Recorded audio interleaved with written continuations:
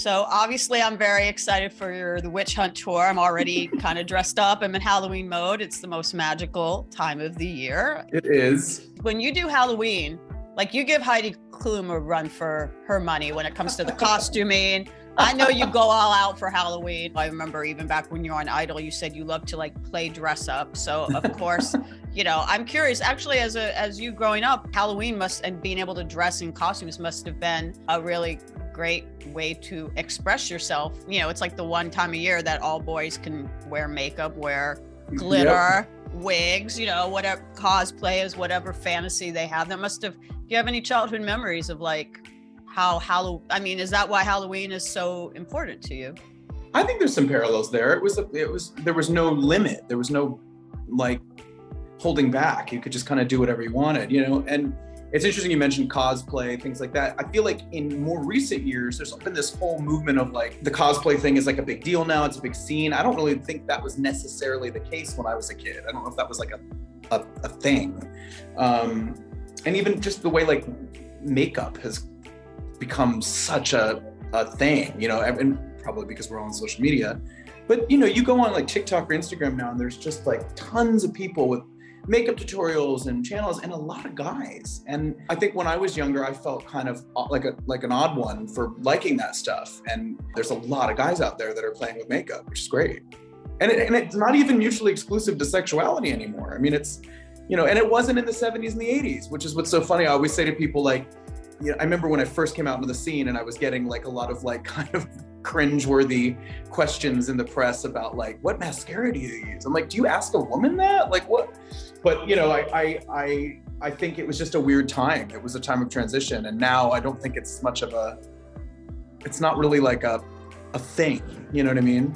Actually, yeah, I mean, it was not that long ago in the history of things when you were on American Idol, and that was what, 13 years ago? It was like the guy next door versus the guy liner. Well, that was the thing that always cracked me up. I think to like the middle American mainstream TV audience, they weren't really exposed to some of that stuff. What were your early experiences with wearing makeup, whether it was Halloween or it was just trying to glam yourself up or whatever? Because obviously you're great at, you do tutorials now. Yeah, I need to do another one. I think this month, I think I should pump out a few more. I think it's appropriate. I remember being a kid, like in middle school, you know, I'd already started doing theater and, you know, definitely wearing costumes for roles and stuff. And I had gotten really into like theater makeup. I remember I had like a book of like an instructional book on like how to make yourself look old, how to make yourself look, you know, sick, how to, you know, like theater stuff. And that kind of slowly segued into like more fantasy makeup stuff. And I was so into it, but it was something that I did feel, I think when I was an adolescent, I felt a little embarrassed of. I didn't know any other boys that were painting their face after school. And I literally would go home and like be in the mirror painting my face, you know? I liked it. I thought it was fun. I thought it was expressive and it, you know, it is art. And then as I got a little older, I started getting really interested in sort of like fashion editorial makeup and looking at that and ripping things out of magazines. And I started messing with like regular cosmetics, you know, certain brands, MAC and all that stuff. And, you know, I had a job and I had enough money I could go buy some stuff for a little kit. And really, I wanted to do makeup for a little while. I thought that was what I was gonna end up doing because it was so easy and it was fun. And I remember for high school dances, I would spread the word amongst people that I could do makeup for girls for going, you know, doing the formal, something a little amped up more than they were used to. And I would have them pay me like $20 a pop. And I would put like 7 appointments in all afternoon, the night of like a dance, but I would have a date as well to go to the dance with. I would do her makeup. And we would go to the dance together. And I had enough money because of that day to pay for a dinner. Do you ever have a goth phase? You know, it's funny. I think I enjoyed the aesthetic of goth because I remember as a teenager, I was just like, ooh, wow, that's cool. Like these kids are like theatrical. They're like wearing all black and all this makeup. And I remember at Hot Topic going into the mall and going into Hot Topic and being like, ooh, this is cool. It makes me feel kind of like some kind of way. And I don't know what it is, but I was drawn to it. But I don't think I had the like emotional makeup of a goth person. You're too cheerful. I wasn't like brooding about anything. I wasn't necessarily into like super, super dark music.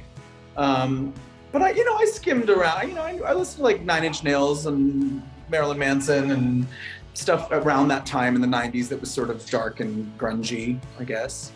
I don't know. I was drawn to it, but I don't think I was like ever considered goth. But of course, every Halloween when I was a teenager, all I wanted to do was wear black lipstick and spikes and black hair and all that stuff. Well, that's the day when everybody gets to be goth. What are some of your favorite costumes you've worked? Every year, it seems you, when it comes to Halloween, you like one up yourself. I have so much fun. I mean, last year for Halloween, we had enough time, on our hands to make stuff. And I love doing that. It was a fun project. I made this whole like Aquaman, Merman, Poseidon thing. It was very Amazon craft queen with a glue gun.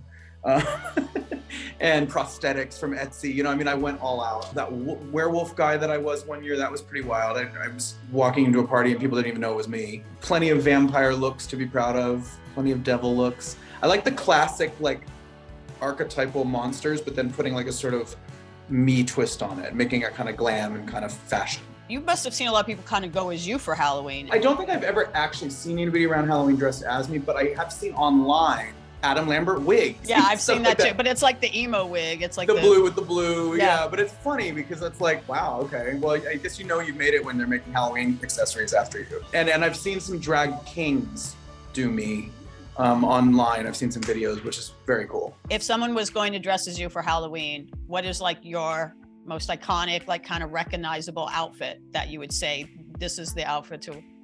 Maybe that for entertainment video, that was the first video. That was pretty fashion, What can we expect from this tour? We started doing this last year for the first time. And I think because of us coming out of the pandemic last year, I was trying to express something maybe a little bit darker for the show. And this year I'm feeling like a little more lightweight, a little more playful.